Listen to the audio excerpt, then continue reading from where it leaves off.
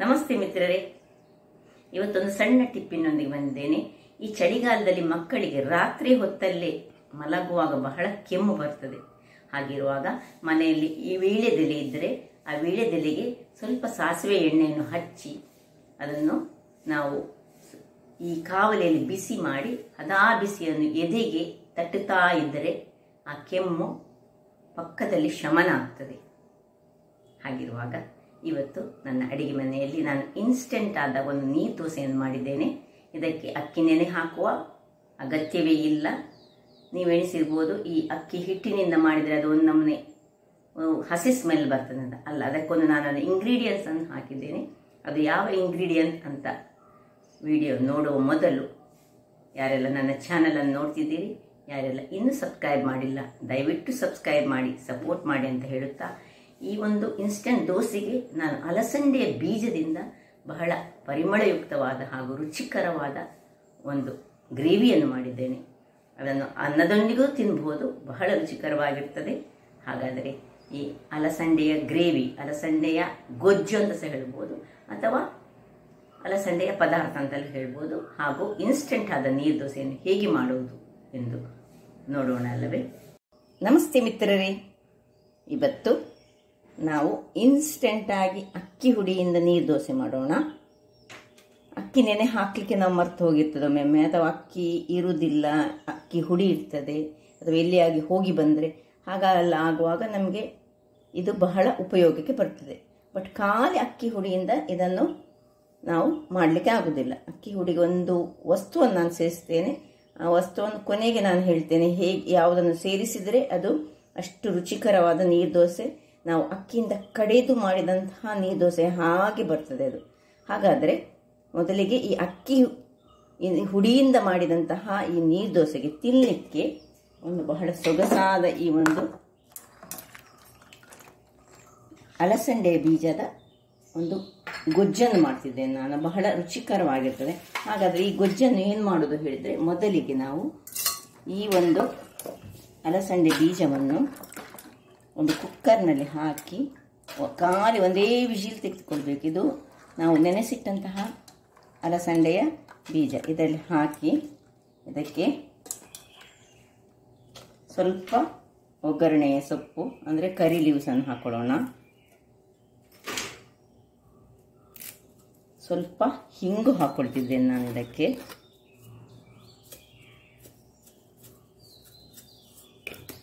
ಇನ್ನು ಒಂದು ಜಜ್ಜಿಟ್ಟಂತಹ ಬೆಳ್ಳುಳ್ಳಿಯನ್ನು ಹಾಕುತ್ತಿದ್ದೇನೆ. ಇನ್ನೀಗ 2 ಲೋಟಗಳಷ್ಟು ನೀರನ್ನು ಹಾಕಿ ನೋಡಿ, ಇದು ಮುಳುಗುವಷ್ಟು, 2 ಲೋಟ ಅಂತ ಅಲ್ಲ, ಇದು ಮುಳುಗುವಷ್ಟು ನೀರನ್ನು ಹಾಕ್ಕೊಂಡು ನಾವು ಇದನ್ನು ಗ್ಯಾಸ್ನಲ್ಲಿ ಇಟ್ಟು ಕೇವಲ ಒಂದೇ ಒಂದು ವಿಜಿಲ್ ನಮಗೆ ಸಾಕು ಬರೆದುಕೊಳ್ಳೋಣ. ವೀಕ್ಷಕರೇ, ಒಂದು ವಿಜಿಲ್ ಆಯ್ತಿದ್ರದ್ದು. ಇದನ್ನೀಗ ನಾನು ತಣ್ಣಗಾಗಲಿಕ್ಕೆ ಬಿಡ್ತಿದ್ದೇನೆ. ವೀಕ್ಷಕರೇ, ಇದು ನೋಡಿ, ಇದು ತಣ್ಣಗಾಗಿದೆ. ಈಗ ಇದು ಬೆಂದಿದೆ. ಇಷ್ಟು ಬೆಂದರೆ ಸಾಕು. ಈಗ ಇದನ್ನು ಪಕ್ಕಕ್ಕೆ ಇಟ್ಕೊಳ್ಳೋಣ. ಈಗ ಗ್ಯಾಸ್ನಲ್ಲಿ ಒಂದು ಬಾಣಲೆಯನ್ನಿಟ್ಟು 1-2 ಚಮಚದಷ್ಟು ನಾವು ತೆಂಗಿನ ತುರಿಯನ್ನು ಫ್ರೈ ಮಾಡಿಕೊಳ್ಳೋಣ. ಅದಕ್ಕೆ ಸ್ವಲ್ಪ ಎಣ್ಣೆಯನ್ನು ಹಾಕ್ಕೊಳ್ತಿದ್ದೇನೆ. ಸ್ವಲ್ಪವೇ ಸ್ವಲ್ಪ ಎಣ್ಣೆ ಹಾಕ್ಕೊಂಡು ನೋಡಿ, ಅದು ಬಿಸಿ ಆಗುವಾಗ ನಾನು ಇಲ್ಲಿ ಹೇಳ್ತೇನೆ ಏನೆಲ್ಲ ಇದಕ್ಕೆ ಸಾಮಗ್ರಿಗಳು ಬೇಕು ಹೇಳಿ. ಒಂದು ನೀರುಳ್ಳಿ, ಚಾಪ್ಡ್ ಜಿಂಜರ್, ಶುಂಠಿ, ಚಾಪ್ಡ್ ಗಾರ್ಲಿಕ್, ಬೆಳ್ಳುಳ್ಳಿ, ಮತ್ತು ಒಂದು ಸಣ್ಣದಾದ 2 ಟೊಮೆಟೊ ಹೆಚ್ಚಿಟ್ಕೊಂಡದ್ದು, ಮತ್ತು ಸ್ವಲ್ಪ ಜೀರಾ, ಕೊತ್ತಂಬರಿ ಹುಡಿ ಹಾಗೂ ಮೆಣಸಿನ ಹುಡಿ ಬೇಕು. ಇದೀಗ ನಾವು ಮಾಡುವಂತಹ ಅಲಸಂದೆ ಬೀಜೆಯ ಗೊಜ್ಜಿಗೆ. ಈಗ ಸ್ವಲ್ಪ ತೆಂಗಿನ ತುರಿಯನ್ನು ಇದರಲ್ಲಿ ಫ್ರೈ ಮಾಡಿಕೊಳ್ಳೋಣ. ಉಳಿದ ತೆಂಗಿನ ತುರಿ ನಮಗೆ ಈಗ ನೀರು ದೋಸೆ ಮಾಡುವಾಗ ಬೇಕು. ಚೆನ್ನಾಗಿ ಇದನ್ನೀಗ ಇಷ್ಟೇ ಸಾಕು, 1-2 ಚಮಚಗಳಷ್ಟು ನಾನು ಈಗ ಚೆನ್ನಾಗಿ ಫ್ರೈ ಮಾಡ್ಕೊಳ್ತೇನೆ. ಸ್ವಲ್ಪ ಬ್ರೌನ್ ಕಲರ್ಗೆ ಬರಬೇಕು. ವೀಕ್ಷಕರೇ ನೋಡಿ, ಇಷ್ಟು ಬ್ರೌನ್ ಆಗುವಾಗ ಇದನ್ನು ಸ್ವಲ್ಪ ಇಷ್ಟೇ ಸಾಕು, ಇಷ್ಟೇ ತೆಂಗಿನ ತುರಿ ಸಾಕು ನಮಗೆ.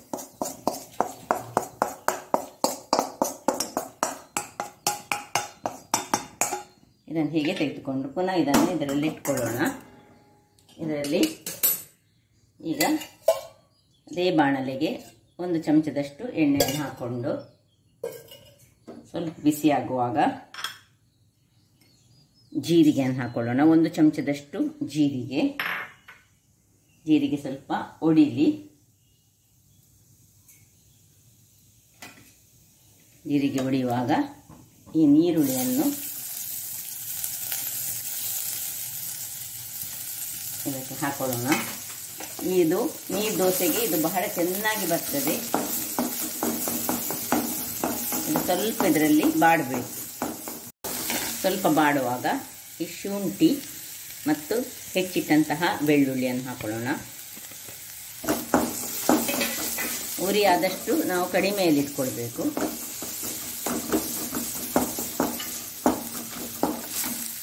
ಇಲ್ಲಿ ಸ್ವಲ್ಪ ಕರಿಬೇವಿನ ಸೊಪ್ಪು, ಇದು ಆಪ್ಷನಲ್, ಬೇಕಿದ್ರೆ ಹಾಕೊಳ್ಬೋದು. ಇನ್ನು ಈ ಟೊಮ್ಯಾಟೊವನ್ನು ಹಾಕೊಳ್ಳೋಣ.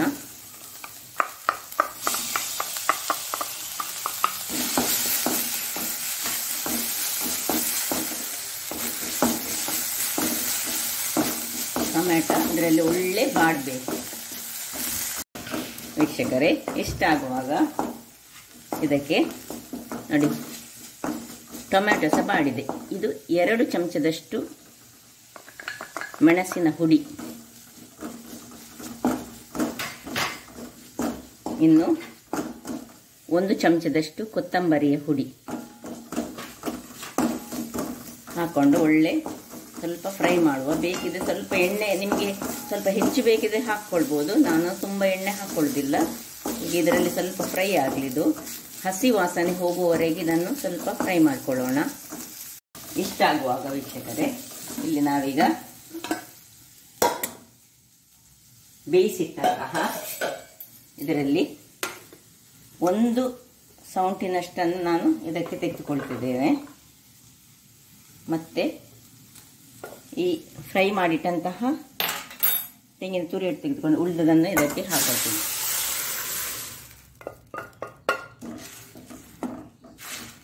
ಈಗ ಇದಕ್ಕೆ ಸ್ವಲ್ಪ ಉಪ್ಪನ್ನು ಹಾಕೊಳ್ಳೋಣ. ರುಚಿಗೆ ತಕ್ಕಷ್ಟು ಉಪ್ಪು ಮತ್ತು ಒಂದು ಸ್ವಲ್ಪ ಪಿಂಚ್ ಆಫ್ ಬೆಲ್ಲ ಹಾಕೊಳ್ತಿದ್ದೇನೆ ನಾನು. ಈಗ ಇದನ್ನು ಮುಚ್ಚಳ ಮುಚ್ಚಿ ಇದನ್ನು ಕುದಿಲಿಕ್ಕೆ ಬಿಡುವ. ಇಲ್ಲಿ ನೋಡಿ, ಈಗ ನಾವು ಇದಕ್ಕೆ ಒಂದು ಮಿಕ್ಸಿಗೆ ಈ ತೆಗೆದಿಟ್ಕೊಂಡಂತಹ ಸ್ವಲ್ಪ ಕಾಳು ಮತ್ತು ಫ್ರೈ ಮಾಡಿದಂತಹ ತೆಂಗಿನ ತುರಿ ಮತ್ತು ಸ್ವಲ್ಪ ನೀರನ್ನು ಹಾಕ್ಕೊಂಡು ನಾವು ಇದನ್ನೊಂದು ಒಳ್ಳೆ ಗ್ರೈಂಡ್ ಮಾಡಿ ತಗೊಂಡು ತರ್ತೇನೆ ನಾನು ಸ್ವಲ್ಪ. ವೀಕ್ಷಕರೇ, ಇಲ್ಲಿ ನೋಡಿ, ಹೀಗೆ ಇಷ್ಟು ಗ್ರೈಂಡ್ ಆದರೆ ಸಾಕು ನಮಗೆ. ಈಗ ಇದನ್ನು ನೋಡಿ, ಇದಕ್ಕೆ ಇಲ್ಲಿ ನೀವು ಬೇಕಿದ್ರೆ ಸ್ವಲ್ಪ ಹುಳಿ ಇಷ್ಟಪಡುವವರು ಗ್ರೈಂಡ್ ಮಾಡುವಾಗ ಚೂರು ಬೇಕಿದ್ರೆ ಒಂದು ಸಣ್ಣ ಈ ನೆಲ್ಲಿಕಾಯಿ ಗಾತ್ರವ ಅಥವಾ ಕಡಲೆಕಾಯಿ ಗಾತ್ರದ ಹುಳಿಯನ್ನು ಯೂಸ್ ಮಾಡ್ಬೋದು. ಅಥವಾ ನೀವು ಸ್ವಲ್ಪ ಲಿಂಬೆ ಹುಳಿಯನ್ನು ಇಲ್ಲಿ ಹಿಂಡಬಹುದು.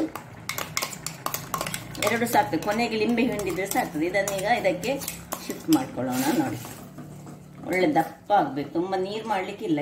ಇದನ್ನು ಸ್ವಲ್ಪ ಇದಕ್ಕೆ ಹಾಕ್ಕೊಂಡು ನಾವು ಹಾಕೊಳ್ಳೋಣ.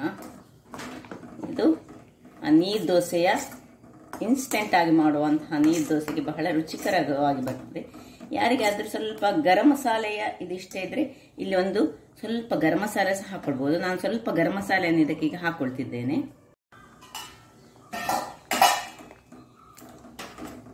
ಗರಂ ಮಸಾಲೆ ಹಾಕೊಳ್ತಿದ್ದೇನೆ. ಒಂದು ಅರ್ಧ ಚಮಚದಷ್ಟು ಗರಂ ಮಸಾಲೆ, ಸ್ವಲ್ಪ ಹಲ್ದಿಯ ಪುಡಿ, ಒಂದು ಪಿಂಚ್ ಆಫ್ ಹಲ್ದಿಯ ಪುಡಿ. ಗರಂ ಮಸಾಲೆಯಲ್ಲಿ ಇರ್ತದೆ ಹಳದಿಯ ಪುಡಿ. ನೋಡಿ, ಈಗ ಒಂದು ಒಳ್ಳೆ ಕುದಿ ಬರಲಿಕ್ಕೆ ಬಿಡೋಣ ಇದನ್ನು. ವೀಕ್ಷಕರೇ ನೋಡಿ, ಒಳ್ಳೆ ಕುದಿ ಬಂದೀಗ ನೋಡಿ, ಒಳ್ಳೆ ದಪ್ಪ ಸಾಗಿದೆ. ಈಗ ಇದಕ್ಕೆ ಕೊನೆಗೆ ಒಂದು ಸ್ವಲ್ಪ ಈ ಕಸೂರಿ ಮೇಥಿಯನ್ನು ನಾನು ಸ್ವಲ್ಪ ಹೀಗೆ ಮಾಡಿ ಹಾಕ್ಕೊಳ್ತಿದ್ದೇನೆ. ಆಯಿತು, ಇದೀಗ ಇದನ್ನು ತಿರುಗಿಸಿ ಇನ್ನು ಆಫ್ ಮಾಡ್ಕೊಳ್ಳೋದು. ನಮ್ಮ ಇನ್ಸ್ಟೆಂಟ್ ನೀರು ದೋಸೆಗೆ ತಿನ್ನಲಿಕ್ಕೆ ಗೊಜ್ಜು ರೆಡಿಯಾಗಿದೆ. ಇನ್ನೀಗ ಇನ್ಸ್ಟೆಂಟ್ ನೀರು ದೋಸೆ ಹೇಗೆ ಮಾಡೋದಂತ ನೋಡ್ಕೊಳ್ಳೋಣ. ಗೊಜ್ಜು ರೆಡಿಯಾಗಿದೆ. ಇಲ್ಲೀಗ ಅಕ್ಕಿ ಹಿಟ್ಟುಂಟು, ಕಾರ್ನ್ಫ್ಲೋರ್ ಉಂಟು, 2 ಚಮಚ ಸಾಕು, ಇಷ್ಟು ಬೇಡ. ಮತ್ತು ಒಂದು ಅರ್ಧ ಬೌಲ್ನಷ್ಟು ತೆಂಗಿನ ತುರಿ. ಇದು ಸಾಧಾರಣ 1.5 ಬೌಲ್ ಉಂಟು, ಒಂದು 100-150 ಗ್ರಾಮ್ಸ್ನಷ್ಟು ಅಕ್ಕಿಯ ಪುಡಿ. ಈಗ ಮೊದಲಿಗೆ ಒಂದು ಮಿಕ್ಸಿ ಜಾರ್ನಲ್ಲಿ ಈ ತೆಂಗಿನ ತುರಿ ಮತ್ತು ಇದರಲ್ಲಿ ಅಕ್ಕಿ ಹುಡಿಯನ್ನು ಒಂದು 2 ಚಮಚದಷ್ಟು ಅಥವಾ ಒಂದು 3 ಚಮಚದಷ್ಟು, ಅರ್ಧದಷ್ಟು ಹಾಕೊಳ್ಳೋಣ. ಬೌಲ್ನಲ್ಲಿರುವ ಅರ್ಧದಷ್ಟನ್ನು ಹಾಕ್ಕೊಂಡು ಇದಕ್ಕೆ ಸ್ವಲ್ಪ ನೀರನ್ನು ಹಾಕ್ಕೊಳ್ತಿದ್ದೇನೆ. ತುಂಬ ನೀರು ಬೇಡ, ಸ್ವಲ್ಪ ನೀರನ್ನು ಹಾಕ್ಕೊಂಡು ಇದನ್ನೊಂದು ಒಳ್ಳೆ ಗ್ರೈಂಡ್ ಮಾಡ್ಕೊಳ್ತೇನೆ. ನೋಡಿ, ನೀರು ನೋಡಿ ಎಷ್ಟು ಹಾಕ್ಕೊಳ್ಬೇಕು ಹೇಳಿ. ಈಗ ಸ್ವಲ್ಪ ಹಾಕ್ಕೊಂಡೆ. ಇದು ಸ್ವಲ್ಪ ಒಳ್ಳೆ ಇದರಲ್ಲಿ ಮಿಕ್ಸ್ ಆಗಬೇಕು, ಅಷ್ಟು ನೀರು ಬೇಕು ನಮಗೆ. ಈ ಚಟ್ನಿಯ ಹದದಲ್ಲಿ ನಾವು ಹೇಗೆ ಮಾಡ್ತೇವೆ ನೋಡಿ, ಆ ಥರದಲ್ಲಿ ಇದನ್ನು ಸ್ವಲ್ಪ ಮಿಕ್ಸ್ ಮಾಡಿಕೊಳ್ಬೇಕು. ಅದರಲ್ಲಿ ತೆಂಗಿನ ತುರಿ ಉಂಟಲ್ಲ, ಅದು ಸಹ ಈಗ ಮಿಕ್ಸಿ ಮಾಡುವಾಗ ಅದು ಒಳ್ಳೆ ಗ್ರೈಂಡ್ ಆಗಬೇಕು ಈ ಅಕ್ಕಿಯ ಹುಡಿ ಒಟ್ಟಿಗೆ. ವೀಕ್ಷಕರೇ ನೋಡಿ, ಹೀಗೆ ಒಳ್ಳೆ ಫೈನಾಗಿ ಇದನ್ನು ನಾವು ಗ್ರೈಂಡ್ ಮಾಡಿಕೊಳ್ಬೇಕು. ಈಗ ಇದಕ್ಕೆ ಹಾಕೊಳ್ಳೋಣ. ದಪ್ಪದಲ್ಲಿ ಹೇಗೆ ಬಂದಿದೆ ನೋಡಿ.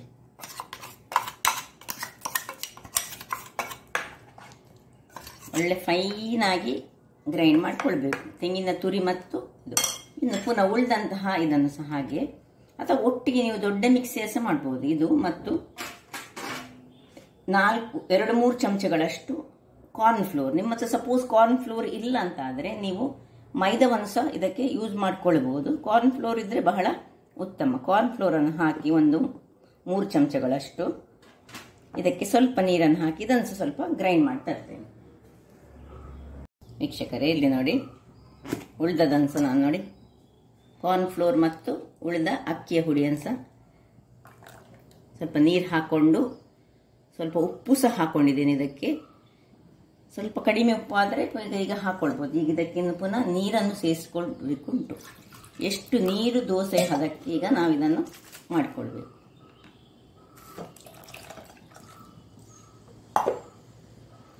ಒಳ್ಳೆ ತಿರುಗಿಸ್ಕೊಳ್ಳೋಣ. ಅಷ್ಟೊತ್ತಿಗೆ ಇಲ್ಲಿ ನಾವು ಗ್ಯಾಸ್ನಲ್ಲಿ ಕಾವಲಿಯನ್ನು ಸಹ ರೆಡಿ ಮಾಡಿಟ್ಕೊಳ್ಳೋಣ. ಇದನ್ನು ಒಳ್ಳೆ ನೀರು ಮಾಡ್ಕೊಳ್ಳೋಣ. ಹೇಗೆ ನೀರು ದೋಸೆ ಹದಕ್ಕೆ ಇದು ನೀರಾಗಬೇಕು ನೋಡಿ. ಇದು ಇನ್ನು ದಪ್ಪ ಉಂಟು. ನಾವು ಹೇಗೆ ಅಕ್ಕಿ ನೆನೆ ಹಾಕಿ ನೀರು ದೋಸೆ ಮಾಡ್ತೇವೆ ಹಾಗೆ ಅದೇ ಕನ್ಸಿಸ್ಟೆನ್ಸಿ ನಮಗೆ ಬೇಕು. ಇಲ್ಲಿ ನೋಡಿ, ಕನ್ಸಿಸ್ಟೆನ್ಸಿ ಹೀಗೆ ಇರಬೇಕು. ಈಗ ನಾನೊಂದು ಉಪ್ಪಿನ ಹದ ಹೇಗೆ ಉಂಟು ನೋಡ್ತೇನೆ. ಸ್ವಲ್ಪ ಚಪ್ಪೆ ಉಂಟು ಉಪ್ಪು ನೋಡಿ. ಸ್ವಲ್ಪ ಉಪ್ಪನ್ನು ಹಾಕೊಳ್ತಿದ್ದೇನೆ. ಸ್ವಲ್ಪ ಉಪ್ಪು ಹಾಕೊಂಡದ್ದು ನಾನು ಆಗ ನೋಡಿ. ಇನ್ನೀಗ ಇಲ್ಲೀಗ ಬಿಸಿ ಆಗುವಾಗ ಸ್ವಲ್ಪ ಎಣ್ಣೆ, ಇದು ಸಹ ಎಣ್ಣೆ ಬೇಕಂತ ಸಹ ಇಲ್ಲ, ಸುರಿಗೆ ಹಾಕೊಂಡ್ರೆ ಒಳ್ಳೆಯದು. ತೆಂಗಿನ ಎಣ್ಣೆಯನ್ನು ನಾನು ಹಾಕೊಳ್ತಿದ್ದೇನೆ. ಹಾಕೊಂಡು ಒಂದೊಂದು ಹೇಗೆ ನಾವು ನೀರು ದೋಸೆ ಮಾಡ್ತೇವೆ ನೋಡಿ ಅದೇ ರೀತಿಯಲ್ಲಿ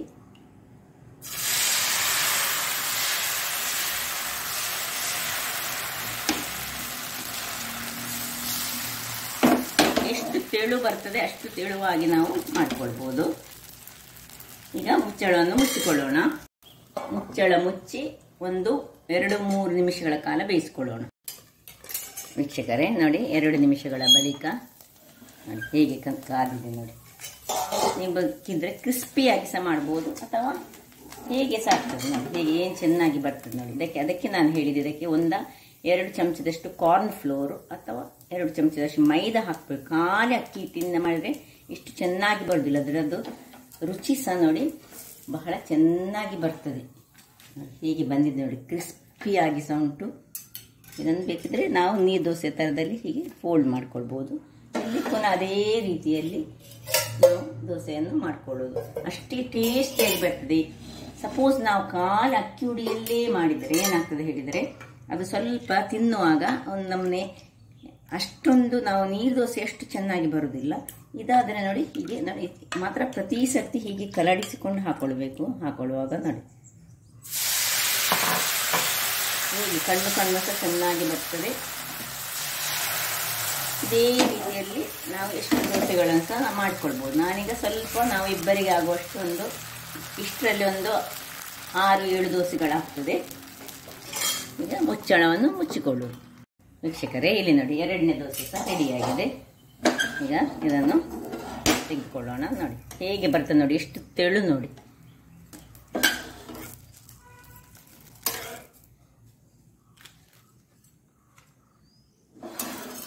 ಈಗ ಇದರೊಟ್ಟಿಗೆ ಈ ದಪ್ಪದಲ್ಲಿ ಸಹ ತೆಗೆದುಕೊಳ್ಬೋದು. ಇದನ್ನು ನಾವು ನೀರಿನಲ್ಲಿ ಸಹ ತೆಗೆದುಕೊಳ್ಬೋದು, ಮಾಡ್ಕೊಳ್ಬೋದು. ಹೀಗೆ ಇದು ತಿನ್ನಲಿಕ್ಕೆ ಬಹಳ ರುಚಿಕರವಾಗಿದೆ. ಸ್ವಲ್ಪ ಒಂದು ನಮ್ಮನೆ ವೆಜಿಟೇರಿಯನ್ಸ್ಗಳಿಗಂತೂ ಹೇಳಿ ಮಾಡಿಸಿದಂಥದ್ದು. ಈವನ್ ನಾನ್ ವೆಜಿಟೇರಿಯನ್ಸ್ನವರಿಗೆ ಸಹ ಇದರಲ್ಲಿ ಗರಂ ಮಸಾಲೆಯ ಪರಿಮಳ ಬಂದು ಬಹಳ ಚೆನ್ನಾಗಿ ಬರ್ತದೆ.